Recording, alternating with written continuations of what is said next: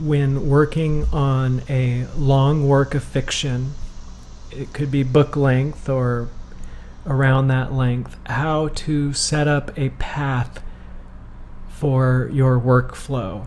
And here I've got an image of an ant, and the analogy I want to use is an ant walking along a path.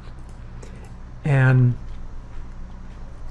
the reality of writing is that we can only work on a tiny piece of the writing at a time.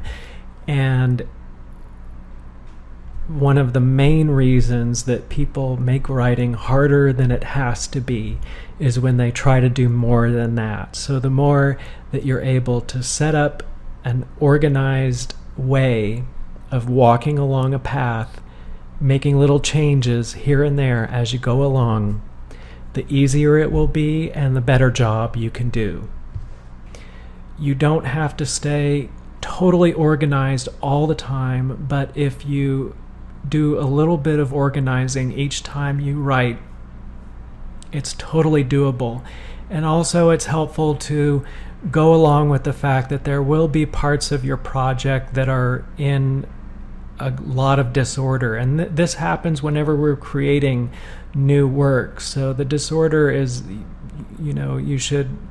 the more that you learn to love it and appreciate it as the places where all of the new material originates, the funner you'll have writing.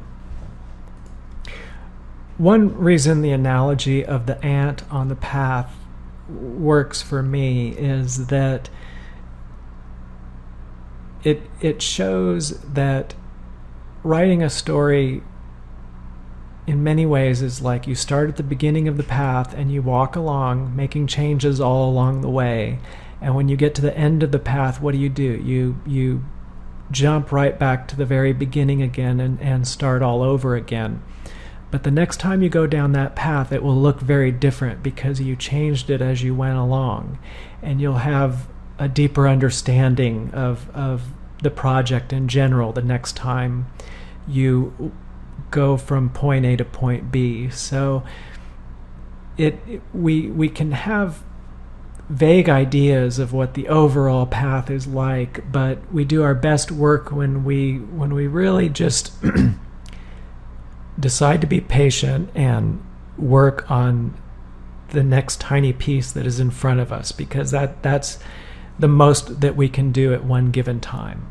So obviously I've done the first draft, and remember, doing the first draft is where you initially lay that path down, and then as you lay that path down, what you are doing is you are preparing a journey that for yourself that you'll take the next time. And the next time you take that journey, you'll go along and make little changes along the way. And each time you make that journey, it's going to be different, sometimes vastly different than it was before. So it can be a great deal of fun to do as long as you are not in a huge hurry to get finished before you even have a chance to get started. So my daily writing routine is in 3 parts. So first I start off I start off brainstorming, and then I go to do a little bit of organizing, and then I spend the second half doing rewrite draft work. So here you can see I've got the Brainstorm folders, and if you click on the folder 1, you can see I've got a brainstorm document for each chapter. So let's say that on Tuesday I worked on Brainstorm 104. That would mean that on Wednesday I would go to 105, and so it would take so many days to get from 101 down to the last one, 608 or whatever it is. And then when I was done with that, I'd go right back to 101 again. As you can see here, and I'm using the freeware Keynote NF, which is just an amazing organizing tabbed text editor. It's really great for getting organized for writing and very changeable. So here I've opened the document, and so I've I've started off, I have chapter points. These are basically scenes in the chapter, and I'll have a brainstorm for each one. So okay, for the cable car scene, I'll try to think of something new. It could be a minor detail, it could be an event, it could, whatever comes to mind that I think would enhance that particular scene. And when I'm brainstorming for each scene, I use the power of imagination to transport myself there, to put myself there and get in touch with how the characters are feeling, what they're seeing when they're in that particular scene, what's happening, and to try to make up something new. And the reason I'm such an advocate for brainstorming is because I think that it's a way of... There are moments in our creativity when we originate something new, and we want to increase those moments. So we make a conscious effort of, instead of just settling with the first new thing that we've made up and then developing that, we increase the amount of times that we think, okay, let's rethink that. Let's try to see if we can come up with something new about that. And we're basically opening this amazing window to imagination and original ideas, and so I'll go through each scene and try to make up something new about that scene.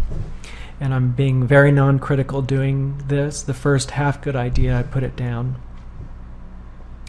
And when I'm done with the chapter points or scenes, then I'll brainstorm about a place. And this could be a place that would be a place in any part of the story. So it doesn't have to be about the chapter. And then there's a character, and I'll just try to, maybe I ran into a character on the street I found kind of funny, and I might write that down and then use that to try to think of something new that would work in the story.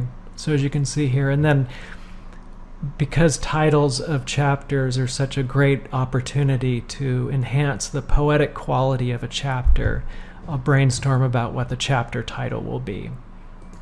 And then alternative 2 is where something that's already well established in the plot, I'll see if I can think of a different main plot twist or different plot point that I can have there. And then I have characters that happen to be showing up in that particular chapter. I have brainstorms around them. Now, what I'm showing you is the result of years of working on one project. I don't recommend that.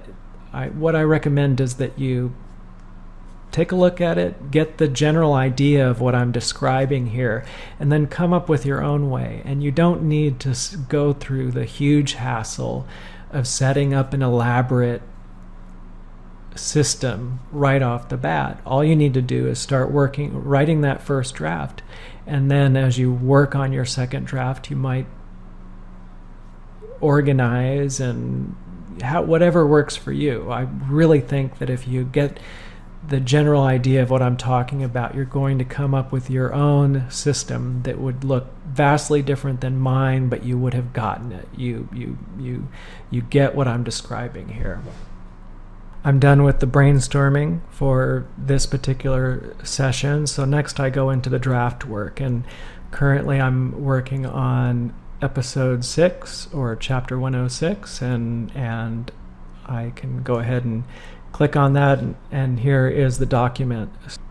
Currently I'm working the scene I'm working on. I went ahead and changed the color of the beginning of it to red and then the end of it to red so that I could easily spot it in the document. And now I could work on this page and a half of text each day for 2 weeks, and I'm still making a lot of changes to it. So it's very surprising how just paying attention to this very little part of the story, how many changes I can make. And that's where the magic happens. That's where we see these wonderful new imagined worlds unfold in front of us. And it really is a lot of fun. a lot of fun to be the ant on the path. Now, while I'm doing draft work, I don't just reread it and make changes. I also have a Keynote document called Scene Shop, and here I'm currently working on episode 6, scene 4, and I basically have put together a list of questions to help the editorial gears get moving. And you can see just some of the questions on the list is, what mood does each character bring to the scene? And I don't have to completely faithfully answer all of these questions, but I consider them as a way of getting those gears moving. And this list has been a great help in making it so that the very small part of the story that I happen to be working on, I find myself making changes I never would have thought of otherwise if I hadn't had used these questions to challenge my creative work.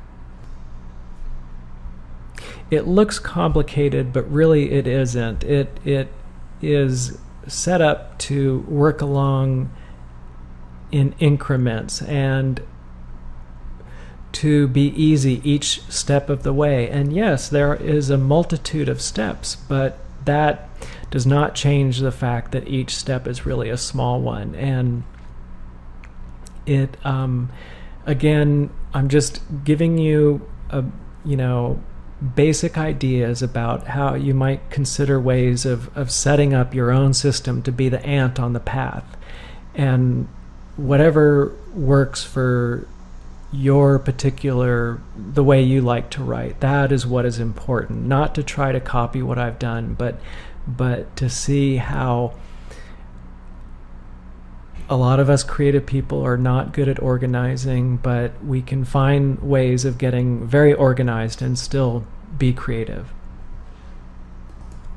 Now, I know all the visuals in this video look non-creative and more technical than full of imagination, but what you're seeing here is just a framework. And yes, it's a complicated framework, but what it is an aid to imagination. The reality of working on a book-length work of fiction is that you get to go down this magical path that is a surprise to you as you go along, because you will have forgotten a lot of things that you created along the way, and make changes and leave things behind for the future you that will find them the next time you go down the path. And it's a wonderful world of enhanced imagining, of enhanced personal virtual reality creation.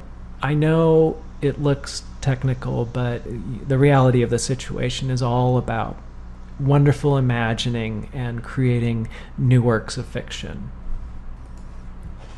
Thanks for watching. I hope that was helpful. If you have any questions, please leave it in the comments. And please keep in mind that my videos and my artwork are not being delivered to people through mass marketing or anything like that. I totally rely on you.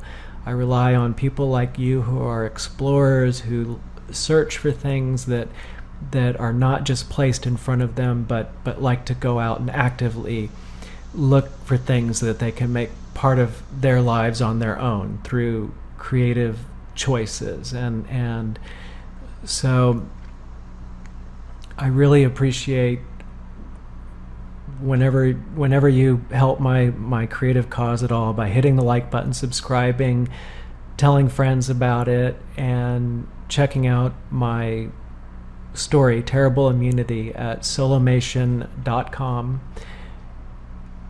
put up in free episodes. I want to thank everyone who has left comments. If you have left a comment, I have read it, and thank you. I greatly appreciate the feedback. I hope that your writing and creativity goes great, and have a good day.